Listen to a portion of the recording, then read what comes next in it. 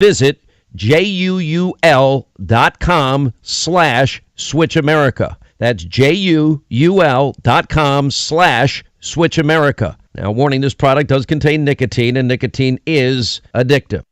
National headlines, Georgia State news and sports, and the local stories you care about. News Talk 1330 WLBB, Carrollton.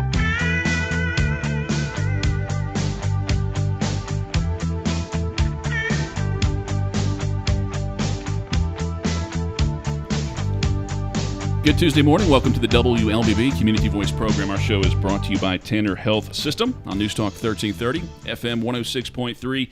And this morning you can check us out on the News Talk 1330 WLBB Facebook page. Hey there, I'm Colin Worthington. You can see my guest this morning. He is one of 4 candidates seeking the District 5 seat on the Carroll County Board of Commissioners.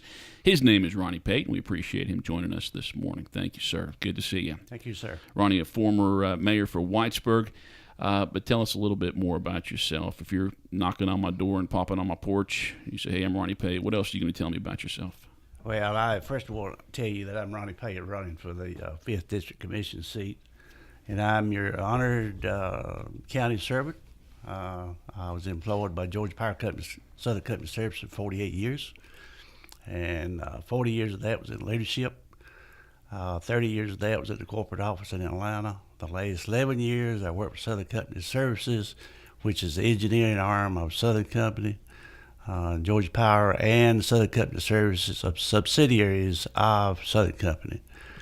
In addition, I'm the former mayor of Whitesburg, where I was the head of the city for 4 years and enjoyed that very much. And while I was mayor, we instituted a traditional beginning of the council meetings of beginning with a prayer and a pledge of allegiance. And to my knowledge, that's still going on today. I belong to a number of civic organizations around nonprofit organizations around the county, and one of the main ones is the Carroll County Library System. I am the current chair of the Carroll County Libraries. I'm a member of the West Georgia Regional Library System and serve on the Finance Committee. In addition, I'm a life member of the American Legion, where I served as past commander of Post 143. I'm a life member of the Marine Corps League, where I served in a number of positions in Carrollton as Sergeant at Arms, on the Toys for Tot Committee, Benevolence Committee. One program we had was we gave every third grader in Carroll County their own personal dictionary, which was a great program. I also am the state president of the Georgia Power Company Ambassador Organization. That organization is made up of retirees of Georgia Power and subsidiaries of Southern Company, like Alabama Power, Gulf Power, Mississippi Power, and so forth. We get about 2,000 members across the state of Georgia, and our motto is caring and sharing. And what that means is we out doing volunteer work for not only our retirees and employees, but any retiree or family organization in need. For example, last year across the state of Georgia, we accumulated over 64,000 volunteer hours in this organization. So it's a great organization. As a matter of fact, when I leave here after this program, I'm headed to a meeting at Plant Wansley. One of the other things that I do is support veterans, is a honor guard team leader, and what that means is rendering last rites at veterans funerals. From Post 143, we do about one a week average year round, which is a great honor for me to be able to do that duty. And of course, you'll see us marching in parades, and what we do is flag folding demonstrations. One big thing we do for children in American Legion is we do proper flag disposal demonstrations at the Heritage Days at the Ag Center in September. And we teach the 4th graders, which is usually about 1,400 in 2 days, how to properly dispose of the American flag, which is a great honor for us to do that. And so we just got a lot of things going on for us volunteerism. We believe in volunteerism and supporting our community. And that's basically my life nowadays, is staying busy and supporting the community where we can. I see you're retired, but you're not sitting around watching baseball. I do not watch a lot of baseball. I'm out there hopefully doing productive things for our citizenry. Ronnie Pate, our guest on this morning's Community Voice program, 8:35. Questions and comments this morning for the candidate, one of four candidates for the District 5 seat on the Carroll County Board of Commissioners. You can call us at 678-601-8255, 678-601-TALK, or you can post your comments or questions on the News Talk 1330 Facebook page, and we'll pass those along when I get a chance to have a peek at it. So have you done some campaigning? Have you gone door to door? Are you going out and meeting people? And if you are, what are they telling you? What are their interests in this race? Well, the interest is maintaining the low county property millage rate, but want maximum amount of services. So that's nothing new. And that's pretty obvious. Everybody wants a pie in the sky. Of course, you have to set priorities within the funding that you have and anticipated revenue. That's a big thing on the mind. The other big thing on your mind is maintaining our rural heritage, which my roots are rural heritage. I grew up on a black dirt farm out of Whitesburg. My maternal great-grandfather and grandfather bought that property and moved there in 1934 from Paulding County. The present owners are a good friend of mine, is Linda and Aaron McCourt of the North Georgia Sod Farm. But main issues out there is keeping the tax base low and maintaining our rural heritage in the 5th District that's been our experience. Those candidates for District 5, including yourself, do talk a lot about the rural heritage and agriculture. Does it take that kind of person to represent District 5 as compared to District 4 or District 1 or District 2? Does it take a different person with a different mindset and skill set, you think? I don't know that it does necessarily, but I think obviously if you grew up on a farm like I did and you appreciate it, and I own a farm now. I own a tree farm. And 128-acre tree farm. My roots are still in green spaces, open spaces for the enjoyment of the citizens and my family, and leaving it to my family, as we go forward. Our tree farm is Carroll County Stewardship Farm number 416. And what that means is the program is sponsored by the Georgia National Forest Association, and you have to meet a lot of strict standards and write a professional plan by a professional forester, bringing in the Department of Natural Resources and the forest people to develop and manage your property. So real proud of that. So. If we look at 5 commissioners and they all do have a specific skill set and knowledge in something, what would the chairman go to you think, for to seek your advice? That I don't know. I guess given my background in business skills and my leadership skills and my listening and communication skills have served me very well out in the business world. I'm considered an expert in power plant water chemistry area all over the world. That particular discipline may not be very beneficial here, but the problem-solving skills that go along with that should be very, very beneficial.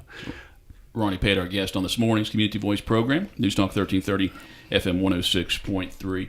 Was there a specific issue in the last 2 years? You were mayor up until 2 years ago, Whitesburg, right? That's correct. Was there a specific issue or anything that got you motivated to seek this seat? And would you have sought it out had Powers not resigned to seek the chairman job? I've mulled that over myself. And when Powers ran the first time, I was mayor. And I was approached by a number of people about throwing my name in the hat at that time. And I did think about it, but I decided it was not in my best interest at the time. Now I've had friends and neighbors and acquaintances all over the county ask me about my interest in running for commissioner.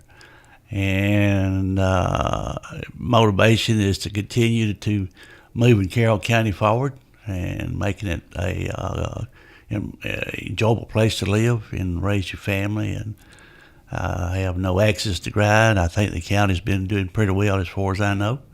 The tax base and the millage rate is pretty low compared to surrounding counties. So I don't know of a burning issue that pulled me into the race. I can think of three things maybe over the last 2 years where residents of District 5 and District 4 have talked to me when I'm talking to candidates that they want these issues brought up. They want things to talk about. And we have, on these shows, this will be show number 11 that we've done with, 12 actually, that we've done with the candidates. Was there anything any decisions made in the last 2 years by either Lee Powers or the Board of Commissioners, including the chairman, any kind of decisions that were made over the last 2 years that you were hesitant on agreeing with, or maybe totally didn't agree with, or maybe these issues that you think I'm talking about, anything you really supported? I'm not aware of anything that I totally disagree with. I have attended the commission meetings a few times a year. Commission meetings were run very professionally by Marty Smith. And I've talked to commissioners over the years. Nothing really stands out in my mind that I totally disagree with at all. And I'm the type person when issues come up, and the buzzword in the business world is do root cause analysis before you start solving the problem. In other words, make sure you've done the proper investigation. So I'm really not in a position to second guess or anything with previous decisions. Ronnie Pate, our guest on this morning's Community Voice program. We'll take our first break. It's about, 19 minutes before 9 o'clock on this Tuesday. Again, Ronnie's one of 4 candidates running for the District 5 seat on the Carroll County Board of Commissioners. And questions and comments, feel free to call us, 678-601-8255, 678-601-TALK. And, of course, you can post something on the News Talk 1330 WLBB Facebook page, and we'll take a peek at that during this break. Community Voice, brought to you by Tanner Health System. More after this. At Tanner, we're advancing health throughout West Georgia and East Alabama, because we know that exceptional care isn't based on how many patients we serve, but how well we serve them. That's why we're focused on quality, delivering the best possible care for our patients. It's why we're expanding our clinical services and building new facilities to serve our growing community. And it's why we're looking beyond our hospitals and medical practices to develop sustainable wellness and preventive health programs in our region. What makes a hospital great has changed. It's not how many beds we have. It's how well we care for the neighbors who need them. Delivering the right care to every patient, every time, is how Tanner is advancing health with medicine beyond measure. Learn more at tanner.org or find a physician on our medical staff by calling 770-214-CARE.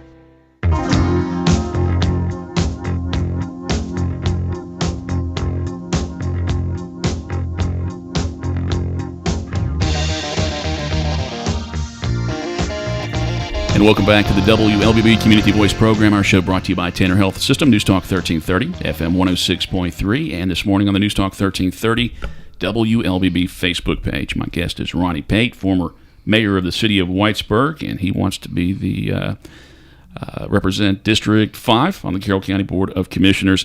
Election Day is June the 18th. We're in the second week already of early voting, so 2 more weeks to get out there and cast your early ballot to avoid the rush on Election Day. Again, Ronnie Pate, our guest.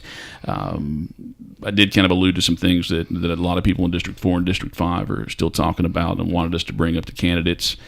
T-Splost. Voters went to T-Splost, or voted on T-Splost in November of last year, Transportation Special Purpose Local Option Sales Tax. And there was about a 2 or 3 month campaign put on by the county before that, but voters shot that down. The Board of Commissioners would have an opportunity to present that again if they felt like it was necessary, if they wanted to put it out before voters again. Would you support putting that before voters again, and how do you feel about having that as a tax to generate revenue? Well, I would not want to ever second guess what the voters have already voted on. I respect their vote. They've made their voices heard. I do agree that a SPLOST tax is a fair way to tax and help relieve some of the tax burdens on property owners. I don't have any problem with that. Conversations going forward for its future referendums, I would certainly be available to discuss the pros and cons of that. I know we've got a regular SPLOST coming back up, I think, in maybe 2020. May not be a good time to do that, but it'll be up to the citizens.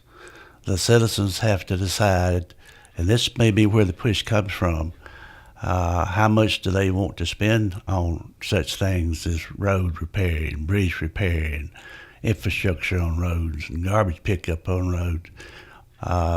We either can spend what we have and do the best we can in the county, and the citizens may or may not be satisfied. If you're not satisfied, you only got two alternatives, and that is to raise the millage rate in the property or consider another T-splosh. And I think it'll be driven by the citizens' desires to what they want to do. There's a number of things that the state allows for, for county governments, local governments to ask citizens how they feel about it to get their opinion on that. Mm-hmm. Do you think anything that is available to present to the voters that they should have the opportunity that no matter what it is, as long as it does fall under the potential for that it should be put before voters to make that decision? I think that's real democracy in action, and engaging the voters and getting a feel of what their desires are. After all, we are servants of the voters and the taxpayers of this county, and we should be a fiduciary of those voters and basically respond to their needs. As a whole, you have to look at the whole, not a percentage of the voters, but as a whole, the impact on the county. Ronnie Pate, our guest on this morning's Community Voice program. Have you had a chance to look at the budget? Should you be elected into office in June, you'll have about a month and a half, or I guess 2.5 months before the budget's due. Actually, no, just a month and a half before the budget's due. If it goes to a runoff and you're elected, you'll have about 2 or 3 weeks to vote and approve a budget by its due date of August the 1st. Have you had a chance to look at it and look at some things and have questions? I have looked at the budget. I haven't looked at the detail line item by line item. I do have a copy with me today, the overview. It's a little over $53 million. It's, I understand, an almost a $3 million increase over the previous fiscal year. As far as the details or questions about it, I don't have any at this juncture, so I'll have to really get up to speed on what's out there. One of the criticisms I hear from one of the chair candidates is a new position out there, communications director. This particular candidate questioned whether that's necessary or not. I have no idea because I don't know the rationale behind that position. Neither have I seen the job description. It may be bona fide. But who was that? Who was that chairman candidate? I think it was John Wilson. Who questioned that commission? Yeah, he's questioning whether there's a need for a communication director. But like I say, I don't know the rationale for that. Mm-hmm. I do not know the position description, what all that entails. So I'm really not in a position to say, one way or the other. There are some raises in there, proposed raises. Yes. Public safety, first responders. That's become a topic from a lot of the candidates for chairman and for commission. Are you hearing that concerns from the public as far as the issue is we want to give them raises because we're training them and then they're leaving and going to other counties, and then you kind of weigh in the cost of that. We hear that, and it's the old domino effect of not only in government, but it happens out in the business world also. And you have to be mindful of that and set a strategy on how you're going to deal with that. It's not always money. It can be other issues. It can be the total benefit package. I would be a proponent of looking at the total administrative aspects of salaries and benefits and also determine what the worth is of a position. There's always going to be counties or businesses that pay more money, but we've got to make it a work environment that's enjoyable and a pleasure to work in as part of the benefit package. On your bio information that you presented to me, you're an advocate of the West Georgia Regional Library System. Whitesburg Library does get a lot of attention. I think it's one of the hot spots in Whitesburg. A lot of people support that, and it's one of our smaller libraries in Carroll County and in the West Georgia Regional System. A new formula for figuring out how the money's divvied up. Yeah. Kind of shorted Whitesburg over the last year or so. Should the county be responsible for making up for that money? Well, I am on the West Georgia Regional Board and the Carroll County Regional Board of Trustees. That is a hot topic. The Whitesburg Library is a central focus of the community, which I'm a life member of the Friends of the Whitesburg Library. And funding from the county amounts to $250 million a year, and is split by a formula that was developed a couple of years ago based on population in the area. And that leaves Whitesburg a little short because the city of Whitesburg doesn't have revenue to fully fund their part of the operating maintenance expense. So consequently, the Friends of the Library are making up about $10,000 to keep the library running as is. Going forward, the regional board, which I'm on, has already agreed to look at that formula and see if there's a better, more equitable way to distribute the money. For example, one idea that's being tossed around is each of the 6 county libraries receive a base amount, and then the remainder is split according to some kind of formula. That sounds pretty reasonable to me, but that's kind of where we are. I'm a big proponent of the library system, and it is, in my mind, essential for helping to minimize people that have problems reading and that kind of thing. It's a good resource. If we talk about the budget and talk about potential raises and things, you know, either you raise the millage rate or you find some things to cut out of the budget. So I do ask, should the county, say it doesn't turn out for Whitesburg, as far as the new formula, they don't get as much money as they need. Should the county contribute money to keep that library going? Well, they have one time before. They did that before on a special arrangement. I think we should explore that, and I don't think it's impossible for the county to dictate how they like their money distributed. After all, it's our library system. And I think that should be an option that's looked at for its county dictating how the money is distributed. As far as the county giving away money, we've talked with candidates as well about nonprofits. There's a number of nonprofits the county does support. Are you in favor of the county continuing to support these nonprofits or any other nonprofits? How would you judge whether that's the right thing to do for a county? Well, I haven't looked into that, and of course, the library operation is actually a nonprofit organization, but I would be open to look at that and make sure that we're making the best use of the resources of the taxpayers' money. Just not sure how many nonprofits are involved and who they are at this point in time. Ronnie Pate, our guest on this morning's Community Voice program, is one of 4 candidates seeking the position on the District 5 Board of Commissioners to represent District 5. And what is that border, District 5? Where does that range? Oh, my gosh, I've got a map, and it's in my brain, yes. It's basically a U in the southern part of the county that swings around from about Bonner Road down by Lowell back around to 166, and it's a huge geographical area. Ronnie Pate, our guest. We're going to take our final break here. Come back with about 5-6 minutes in our program. Hope you'll join us here after this 1-minute break. Community Voice, brought to you by Tanner Health System, News Talk 1330, FM 106.3. At Tanner, we're advancing health throughout West Georgia and East Alabama. Because we know that exceptional care isn't based on how many patients we serve, but how well we serve them. That's why we're focused on quality, delivering the best possible care for our patients. It's why we're expanding our clinical services and building new facilities to serve our growing community.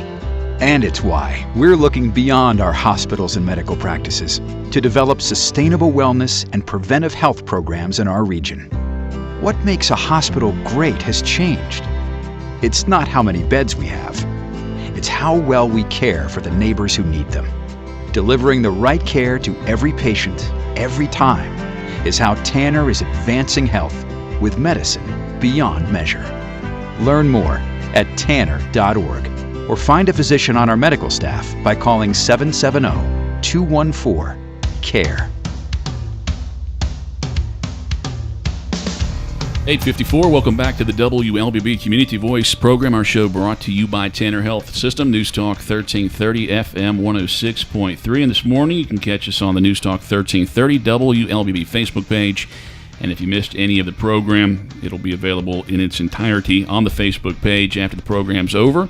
And if you prefer not to look at us and just want to hear the program, which, I can't blame you, newstalk1330.com. Not Ronnie. Ronnie's a handsome young lad. But newstalk1330.com, the podcast will be up on that website later on this morning. Again, I'm Colin Worthington. Ronnie Pate is our guest. Have about 5 minutes left in the program. Looking through your platform, we'll serve Carroll County's 5th District citizens pro bono for the remainder of this term. So the year and a half or the year and a quarter, you would do that without getting paid. Yes, sir. I'd be proud to do that. I served 4 years in the city of Whitesburg pro bono. 2 years we awarded my compensation to the employees as bonuses. 2 years that went into the general fund. I'm not in this for any kind of compensation. This time I'm in it to serve the citizens of the 5th District. I'm happy to serve the rest of the term pro bono. And I plan to donate the compensation to various charities, like the Friends of the Whitesburg Library or the Whitesburg Library System, veterans in the West Georgia area, and various churches, in particular the West Georgia, the Whitesburg Area Christian Ministry. So put the money back in the community and try to help make our community better. Very nice. We've got about 4 minutes left in the show. June marks the 1-year anniversary of Carroll Connections, a transportation system that goes through Carroll County. How much of that have you paid attention to, and what are your feelings on Carroll? Right now, Grant's paying for it predominantly, but how do you see, I guess, how you evaluate it in the future to decide whether Carroll County should continue to maintain it once that grant runs out? Well, I am sure it's an invaluable service for some of these folks, particularly out that don't have transportation. My concern is when the grant runs out, expires, if that's continued as picking up expense when we're trying to keep the county millage rate down. If we could come up with a system whereby it was almost self-sufficient, I would not have any problems in promoting and supporting a transportation system in the county. But I'm very concerned about the future of the transportation system when the grant expires. Taking a picture at the Facebook comments here, John Wilson did comment. He said we need firefighters over a communications director because there are 2 empty fire stations. So that's kind of him speaking out on getting rid of that position or not supporting that position. Anyway, District 5, a lot of talk about the rural heritage, the agriculture, always potential for growth in every district in Carroll County. How would you decide whether or not to let a subdivision maybe take over something that's zoned for agriculture? Maybe an industry that's interested in District 5 because it's close to Coweta County as well. How would you, decide on allowing those things or supporting those things to happen in Carroll County? Well, that's going to be a very tricky situation. I think you can do some of that and still support the rural heritage. I guess looking at the Carroll County's comprehensive plan, the transportation corridors have been kind of identified, like Highway 27 and 61 have been identified for growth. In particular areas near cities where there's wastewater treatment systems. There's no countywide wastewater treatment system, so that brings up issues environmental-wise and health-wise. So there'll have to be a lot of factors weighed before you consider changing the zoning on any piece of property around the county. However, I guess I'm concerned about property owners not having the opportunity to profit from their property. And so that would be a concern of mine as we looked at trying to make a proper decision that impact the whole county. You might be the first one to suggest it, to be at least supportive of the property owners to do what they want to do with their property. We got about 30 seconds, Ronnie. How do people get in touch with you? Check out a Facebook page or website if they want to ask you questions that maybe we didn't touch on today. You can you can address me on my email. It's sronniepate1@att.net. And in closing, I feel like I'm the best candidate for District 5 Commissioner. I think I'm the only previous mayor and only veterans running for the position. I appreciate your consideration of your vote very much. I'm your humble servant. Thank you very much. It's good to have you on the program. Good to see you, Ronnie. And we appreciate you guys checking in with the program this morning on News Talk 1330, FM 106.3, also the News Talk 1330 Facebook page. You can check us out if you missed any of the program. Again, You can check it out in its entirety at 9:02. It should be up there, as well as on our website at newstalk1330.com, the podcast version. Tomorrow we'll have the final candidate, the final of the 13 candidates for this special election coming up June the 18th. Alan Gump Griffith, he's running for District 4. He'll be our guest tomorrow, so hope you'll tune in at 8:30 for Community Voice. Have a great Tuesday.